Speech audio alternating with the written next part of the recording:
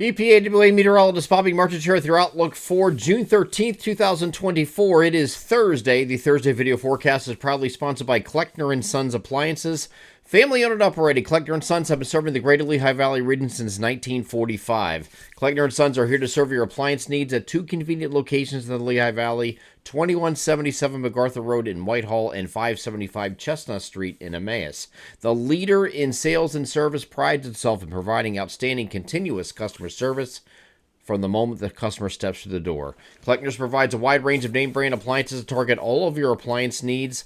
They also offer professional delivery and installation options as well as repair services performed by in-house qualified technicians. From kitchen renovations to small specialty appliances to a new laundry repair, Kleckner's has you covered. For more information or inquiries, please contact one of their showroom locations or check out their website at klecknerandsons.com, or you can give them a call. The phone number above me here in the video, 610-433-4202. Experience a small business difference for yourself. Shop at Kleckner & Sons Appliances, proud sponsor of the Thursday video forecast. So today we have a mostly sunny day.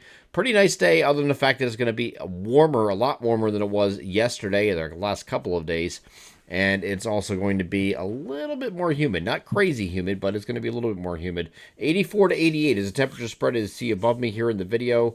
And it's going to keep going from there as we go up into the lower 90s on Friday in southeastern areas ahead of a cold front that's going to be moving through. That's going to bring some scattered showers and storms. The reason for the spread is because those storms are going to hit a little bit sooner earlier in the afternoon in our far northwestern areas, and it's going to limit temperatures there. But our southeastern areas will be coming in late afternoon, early evening, so will allow for the heating of the day to take place, and that will be unabated, getting the temperatures into the lower 90s. Humidity is going to increase even more so on Friday. So if you're not a fan of the heat and humidity, you will have a reprieve this weekend. We'll get to that in a second. Here is the European model for today. This is going to go through to, this is mostly sunny today, no issues there, but we get to Friday. Here's the scattered showers and thunderstorms along the cold front that we spoke about. Now, the best forcing with this remains across northern areas. The cold front extends all the way back here like this. There's an area low pressure up here that is driving this. So that is going to move through. The best forcing is closest that area low pressure up in this region here, but we will have some scattered showers and thunderstorms that can take advantage of the hot and humid environment. The high dew points basically is what is going to fuel this. So we have an incoming trough that is coming in behind this, which is right behind this, that's going to set up for the weekend, give us some cooler temperatures, not cold, but cooler. When I say cooler, it's relative to what it's going to be on Friday. Instead of hot and humid, it's going to be warm, but lower 80s and lower humidity coming in behind us. So that trough is setting in behind this, and because that trough is coming in, that is what's going to give the upper levels, it will be a lot cooler than the surface, and that's going to allow for there are lapse rates to be much higher, which leads to a wind threat here with some of these storms. Now, you see this particular system off the southeastern U.S. coastline. This is Friday evening. It actually was over Florida, giving that all that rain. It's going to move up in this direction.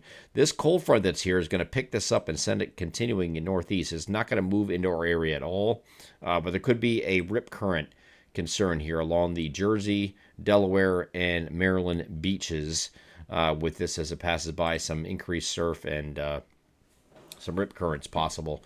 We'll have the meteorologist Jim Rinaldi will have the beach forecasts that are done every single Thursday ahead of a weekend all throughout the summer months. That is going to be done this Thursday morning, which will update the conditions for the waves and the wave heights and the rip current situation here along the shore, if there is any, with this in close proximity. National Hurricane Center has this as a 20% chance of development. I think it's going to be a little bit higher than that, and I do think it ends up being a tropical depression or tropical storm as it moves off to the north and east and deepens a little bit as it does so. Picked up by this cold front and sent out to sea. So then the weekend is going to be very nice, okay? Very low humidity and temperatures in the lower 80s. It's going to be pretty nice both Saturday and Sunday this weekend. As far as the storms are concerned, the Storm Prediction Center does have a slight risk for severe across the region here for Friday. This is the day 3 outlook. This might be updated. I'm sure it will be with the day 2 outlook. It shouldn't change too much from what I'm seeing, but it might extend a little bit further west, not much, and a little bit further south. I would take it to like right here. if I was doing it. So it's going to be a little bit more expanded than that, I think. It should be, but we'll see what they do here with the day 2 update when we have this on Thursday. But right now it looks like the main threat here, and actually really the only threat, is unidirectional wind gusts. So it means straight line wind gusts, not tornadic. We're not dealing with large hail. I think it's going to be mainly, we might have some pea-sized hail or dime-sized hail mixed in with it. But I think it's primarily a straight line wind gust threat with this the particular storms that we're going to have here on Friday. Here's an AM high-res future simulated radar. We're starting this off at 1 p.m. Now, this is to come in later. If you looked at yesterday's video, there was a question about the timing of this. If it came in earlier, it wouldn't mitigate the threat, but it would minimize the severe threat here if it came in too early.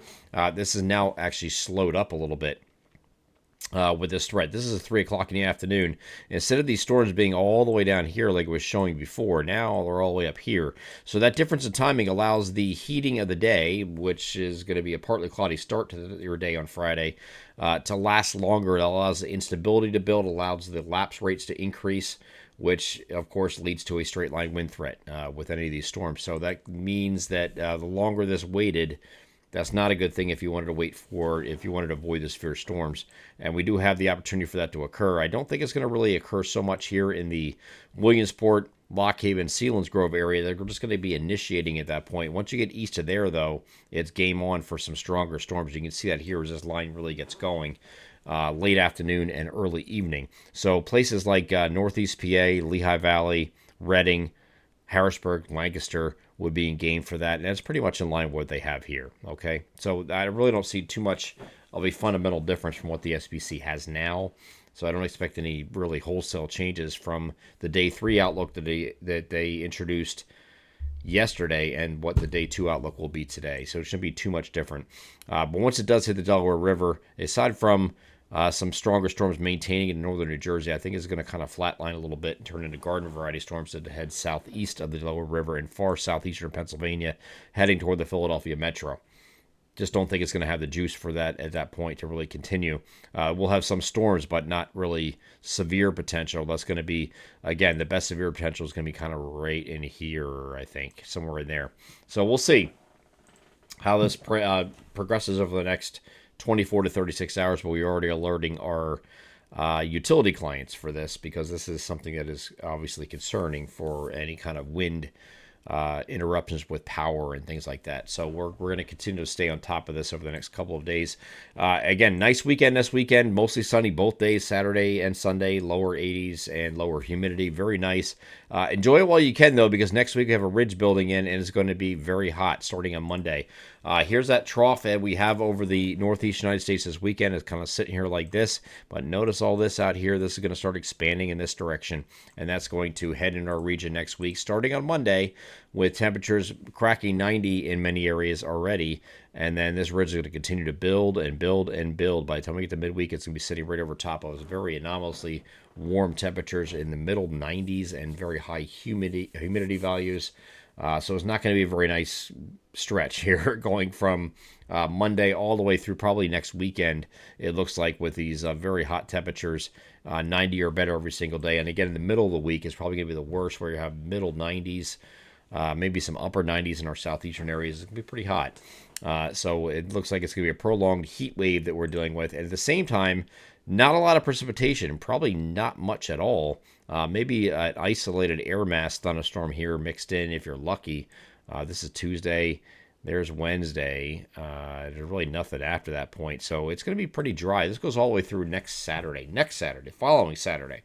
And there's really not much other than what comes through on Friday night. So whatever you have on Friday evening, afternoon and evening with those storms coming through, that might be the last you have for a while. So if you have any gardening interests or any kind of plants or vegetation that you're trying to keep going, you want to get the water hose on standby because you're going to need it, I think, in the week ahead because we're going to be falling behind. We had a very wet stretch from like St. Patrick's Day all the way through the middle of May. Since then, not so much. Okay, we've had slightly below average precipitation the second half of May, and June has started off dry. And guess what? The next 2 weeks don't look too wet either. So there's really not going to be any relief there. And a lot of people are talking to me about how we had so much rain during that period. How are we talking about possible abnormally dry conditions or even a drought conditions. And that's because when it comes to plants and vegetation, it's a what have you done lately for me type thing. Okay.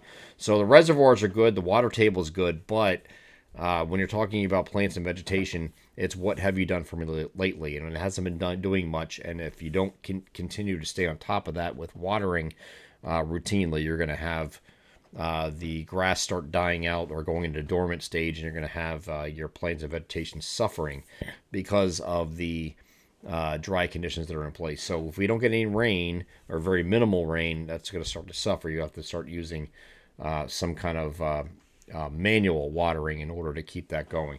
I'm EPAWA meteorologist Bobby Marchers. That is your outlook for June 13th, 2024. Have a great Thursday.